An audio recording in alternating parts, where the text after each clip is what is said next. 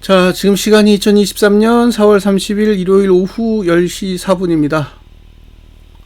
나스닥 100지수 아래꼬리 달고 양봉. 결국 하단선 지지는 지킨 셈이네요.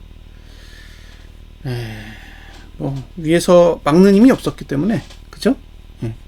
막는 힘이 없잖아요, 월봉이. 그러니까 어쩔 수 없이 막판에 내줬어요. 이건 좀 아쉽더라고요. 이틀만 누르면 되는데, 제가 얘기를 했던 게 말일 이틀만 잘 버티면 된다.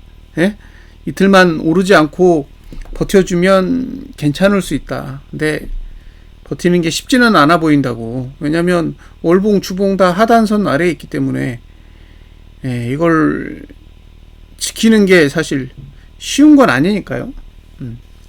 그래서 좀 아쉽습니다. 개인적으로. 자, 이제 봉이 바뀌었죠. 봉이 바뀌었는데 분기봉부터 볼게요. 분기봉을 보시면 아래꼬리 달고 올라가고 있습니다. 상단선은 여기 있죠, 여기. 13,500.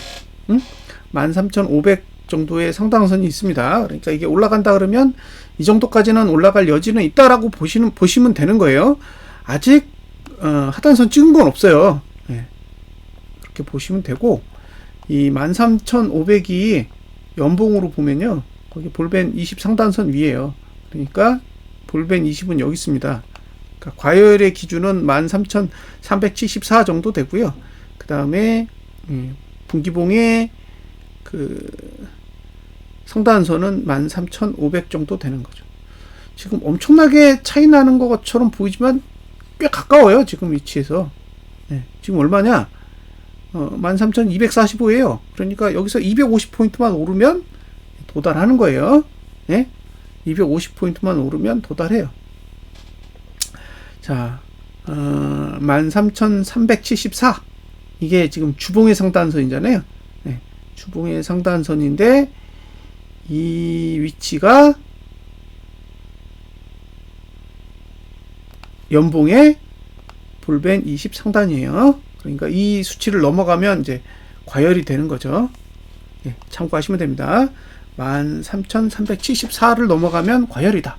그러니까 여기서 지금 245니까 한 120호만 더 올라가면 이제 과열권에 들어가는 거예요. 그렇게 보시면 됩니다. 자, 주봉은 사실 별로 걱정되는 게 없어요. 여기서 오르더라도 얼마든지 다시 내릴 수 있는 여지는 있다는 거죠. 근데 지금 제가 문제가 있다라고 보는 게 뭐냐면 월봉이에요, 월봉. 월봉은 이렇게 생겼어요. 지금 월봉 생긴 걸 보시면 하단선이 위에 있어요. 하단선이. 여기도 하단선이 위에 있죠. 그러니까 지금 하단선이 거의 13,300, 이게 얼마야? 13,349? 13,349 정도에 있어요. 이 위치가 대충 연봉의 볼린저 밴드 20 상단선이라고 했잖아요. 그러니까 거기다가 하단선을 받쳐놓은 거예요. 그러니까 이 월봉은 사실 하락하지 않기 위해 차트를 만들어 놓은 것처럼 보여요. 이 차트를 보면 나스닥은 내릴 생각이 없어. 한 달 동안 내릴 생각이 없는 차트예요. 그러니까 주봉의 상단선, 주봉의 상단선이 월봉의 하단선이 된 거죠. 연봉의 볼린저 밴드 20 상단선이 월봉의 하단선이 된 거예요. 만약에 매도를 한다, 그러면 제가 봤을 때 13,500 이상만 될 것 같아요. 13,500 이상. 왜냐면 적어도 월봉의 하단선은 벗어나야 되니까.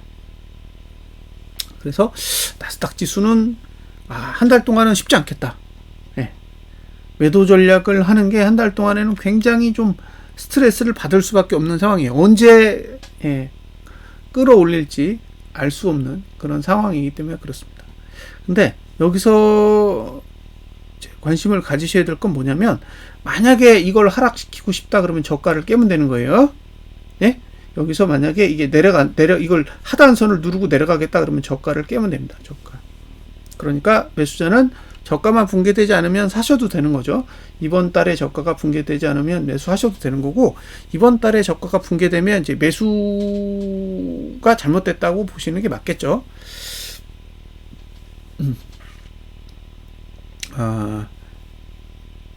1분기봉, 예? 1분기봉이 이거 뒤집어 놓은 것처럼 생겼어요. 예?